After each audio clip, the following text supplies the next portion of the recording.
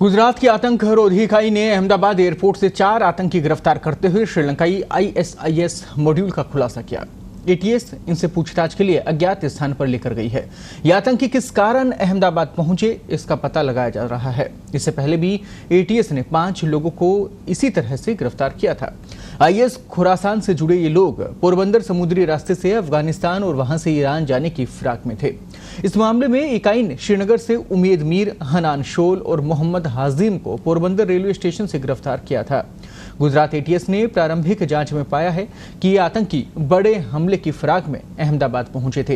ये सबसे पहले श्रीलंका से चेन्नई पहुंचे और फिर अहमदाबाद पहुंचे। इनकी मंशा मशहूर जगहों पर बम से उड़ाने की थी। श्रीलंका से चेन्नई किस माध्यम से पहुंचे थे, ATS इस कड़ी की भी तलाश में जुटी है। इतना ही नहीं, गुजरात में लॉजिस्टिक्स से कौन उपलब्ध करा रहा था वो भी ATS की नजर में है और उसी की जांच भी चल रही है। गुजरात ATS ने इन 4 आतंकियों को गिरफ्तार कर लिया, नहीं तो बड़ी तबाही हो सकती थी। ये आतंकी पाकिस्तान में बैठे अपने हैंडलर के इशारे का इंतजार कर रहे थे। हैंडलर तबाही मचाने का सिग्नल देता, इससे पहले ही गुजरात ATS को आतंकियों का सिग्नल मिल गया और ये आतंकी तुरंत ही गिरफ्तार कर लिए गए। देखिए, ये हमें 18 तारीख को एक इन्फॉर्मेशन मिली थी कि ये जो 4 नाम है, ये लोग श्रीलंका से अहमदाबाद आने वाले हैं, या इधर ट्रेन या फ्लाइट के रूट से आएंगे एंड ये यहाँ पे किसी टेरर एक्टिविटी को अंजाम देने वाले हैं। ये मूलतः इस्लामिक स्टेट जो एक बैंड टेररिस्ट ऑर्गेनाइजेशन है, इससे जुड़े हुए हैं। तो इस इन्फॉर्मेशन पे हमने वर्कआउट किया। हमने श्रीलंका से आती हुई डायरेक्ट फ्लाइट्स, इनडायरेक्ट फ्लाइट्स, इसके साथ में साउथ की तरफ से आती हुई बहुत सारी ट्रेन्स और जितने भी रूट्स हैं उन सबको चेक किया, उनके मैनिफेस्ट चेक किए गए। तो जो हमारी इन्फॉर्मेशन है, उस इन्फॉर्मेशन के नाम वाले 4 लोग का हमें एक फ़्लाइट के अंदर उनका बुकिंग डिटेल्स मिल गया और वो 4 जो टिकट्स है वो एक ही PNR पे बुक हुई थी, तो हमें लगा कि ये वही लोग हो सकते हैं।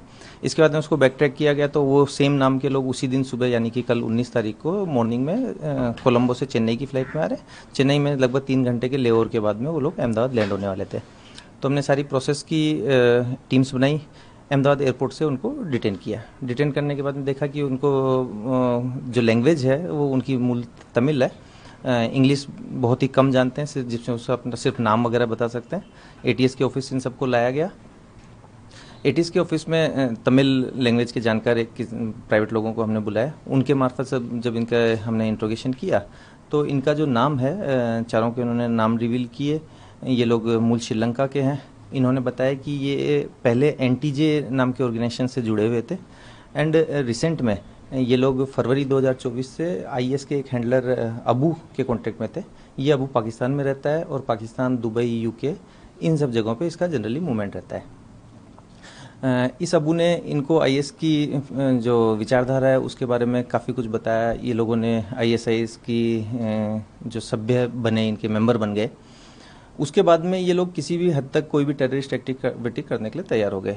तो अबू के इंस्ट्रक्शन पे ये लोगों ने इंडिया आने का प्लान बनाया।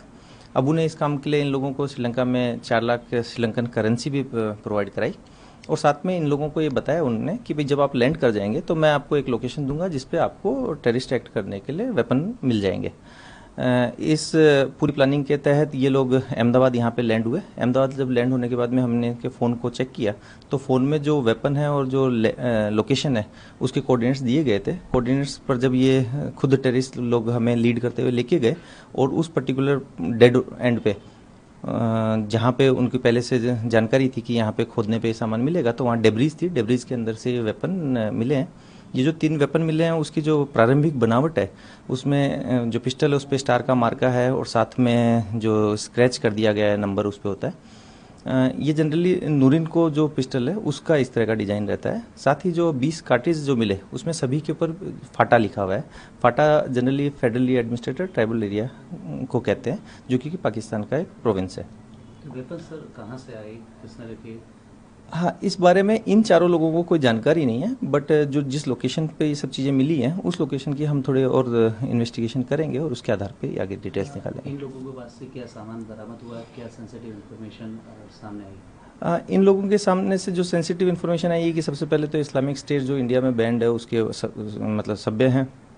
साथ साथ में इन्होंने वेपन यहाँ पे से लेने वाले थे। टेररिस्ट एक्ट को अंजाम देने के लिए सिर्फ और सिर्फ मात्र इसी काम के लिए यहाँ पे आए थे। जिस जगह से ये लोग ने वेपन रिकवर किया वहाँ पे इनके साथ में आईएस का फ्लैग भी रिकवर हुआ है। बस सर कहाँ पर कुछ हमला करने की फिराक में थे या नहीं, फिर उस क्या- बारे किस में तरीके से रेडिकलाइज उस बारे में अभी कुछ नहीं कहा जा सकता, क्योंकि अभी जस्ट कल ही हमने इनको पकड़ा है और इनके जो कम्युनिकेशन डिवाइसेज हैं वो सब इनक्रिप्टेड हैं। ये सिर्फ अपने हैंडलर से बात करने के लिए ही उस डिवाइस को यूज़ करते थे और उसमें बहुत ही कम इंफॉर्मेशन रखते थे। सर कितने समय से वो आईएस के साथ जुड़े हुए थे? ये फरवरी 2024 से इसके कांटेक्ट में और तब से इससे विचारधारा से प्रभावित हैं। इसमें हमारे पास इनके जो फ़ोन का एनालिसिस करने पे इस तरह के एविडेंसेस मिले हैं जिसमें ये पर्टिकुलर अपने समाज का अत्याचार करने वालों में इन्होंने ज्यूज़, इस्लामिस्ट, बीजेपी, आरएसएस वगैरह की बात की है, लेकिन एग्जैक्ट किसी टारगेट के बारे में उसमें कोई डिटेल्स नहीं है।